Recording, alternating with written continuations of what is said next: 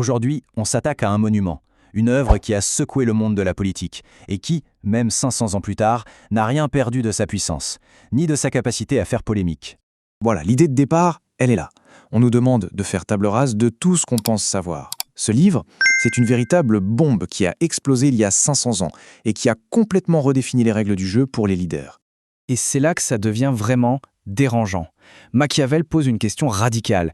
Et si la gentillesse, l'honnêteté, la générosité, tout ce qu'on considère comme des qualités, eh bien si tout ça en politique, c'était en fait des handicaps, voire des dangers mortels. Et cette citation, elle résume tout.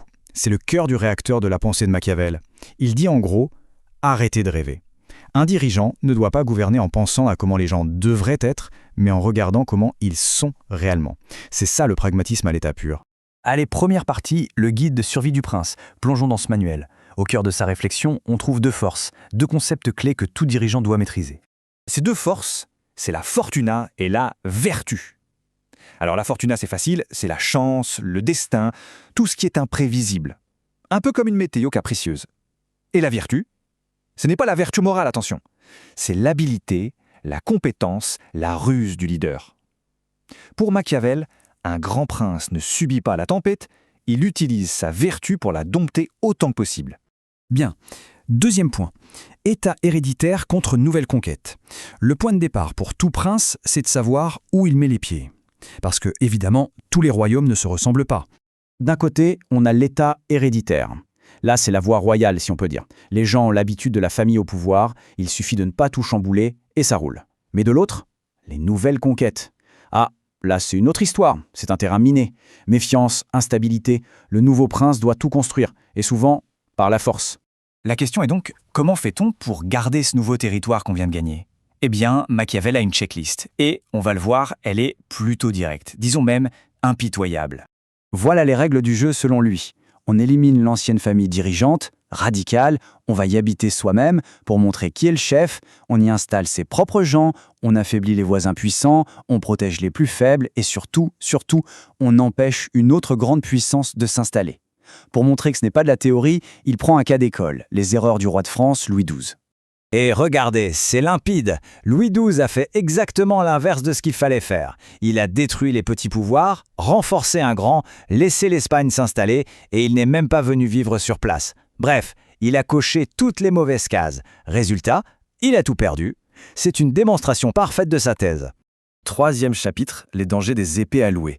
Bon, une fois qu'on est au pouvoir, il faut pouvoir le défendre. Ça passe par l'armée, bien sûr. Mais là encore, Machiavel met en garde, attention, toutes les armées ne sont pas fiables. Prenez les mercenaires. Pour Machiavel, c'est la pire des solutions. Pourquoi ? C'est simple. Leur seule motivation, c'est le salaire. Ils n'ont aucune loyauté. Au premier coup dur, ils peuvent déserter, ou pire, se retourner contre celui qui les paie. Inutile et dangereux. On pourrait se dire, ok, alors je demande de l'aide à un allié puissant. Encore pire, nous dit Machiavel. Utiliser les troupes d'un autre roi, les auxiliaires, c'est encore plus dangereux. Si elles perdent, on est fichu. Et si elles gagnent, on est à leur merci. C'est comme donner les clés de sa maison à un voisin un peu trop costaud. La formule est géniale. Les armes d'autrui, ou vous tombent des épaules, ou vous pèsent, ou vous serrent. C'est exactement ça. Il prend l'image biblique de David contre Goliath. David refuse l'armure du roi Saül, trop lourde, trop contraignante. Il préfère y aller avec sa propre fronde, ses propres moyens. La leçon, il faut compter sur ses propres forces. Alors, quelle est la solution ? La seule, l'unique solution viable pour Machiavel, une armée nationale. Une armée composée de ses propres citoyens. Eux, au moins, se battent pour une cause, pour leur terre, pour leur prince. C'est la seule garantie de loyauté et de sécurité. On en arrive au point numéro 4 et sans doute le plus célèbre, le plus controversé de tout le livre, la fameuse question « Vaut-il mieux être craint qu'aimé ?» Le raisonnement est froid, mais logique. Être aimé, c'est bien, mais ça dépend des autres. Et les hommes, nous dit Machiavel, sont ingrats et changeants.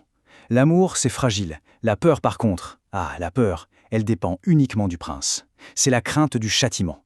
Et ça, c'est un sentiment beaucoup plus stable. Sa conclusion est donc sans appel. Si on doit choisir, il est beaucoup plus sûr d'être craint. Mais, il y a un mais énorme. C'est crucial. Craint, oui. Détester, jamais. La ligne rouge à ne pas franchir, c'est la haine. Et comment devient-on haï ? En touchant à deux choses sacrées, les biens de ses sujets et leurs femmes. La citation est terrible de cynisme. Les hommes oublient plus vite la mort de leur père que la perte de leur patrimoine. Ça en dit long. Il prend l'exemple de César Borgia. On l'a accusé d'être cruel, mais Machiavel retourne l'argument. Cette cruauté bien appliquée a ramené la paix et l'ordre. Au final, c'était plus miséricordieux que de laisser le chaos s'installer. C'est l'idée d'une cruauté nécessaire et chirurgicale. 5e point, le renard et le lion. Ok, donc si la morale traditionnelle ne fonctionne pas toujours, comment un prince doit-il se comporter au quotidien? La réponse est une autre de ces images célèbres. Le prince doit être mi-homme, mi-bête. Et du côté animal, il doit emprunter au lion et au renard. Le lion, pour sa force, pour faire peur au loup. Mais le lion est un peu bête, il ne voit pas les pièges. C'est là qu'intervient le renard. Lui, il est rusé, il sait déjouer les traquenards. Le prince doit donc être les deux, fort et malin. Et ça nous amène à une conclusion assez déstabilisante. Le prince doit être un maître de l'apparence, un grand simulateur et dissimulateur. Ça veut dire quoi? Qu'il doit paraître avoir toutes les qualités, la pitié, la foi, l'intégrité. Mais dans les faits, il doit être prêt à faire tout le contraire si la survie de l'État l'exige. L'important, c'est l'image qu'il projette. Et nous voilà à la conclusion, un réalisme immuable et impitoyable. Au final, le prince, ce n'est peut-être pas un guide pour devenir un méchant, c'est plutôt une description crue, sans filtre de la mécanique du pouvoir. Une vision de la politique telle que Machiavel la voyait, froide, dure, calculatrice. Alors la question qui se pose depuis 500 ans est toujours la même. Est-ce un manuel pour les tyrans ou un guide pragmatique pour préserver l'État et assurer la sécurité de tous? Le débat n'est toujours pas clos. Et c'est peut-être ça le génie de Machiavel. Il nous force, encore aujourd'hui, à regarder en face les questions les plus inconfortables sur la véritable nature du pouvoir.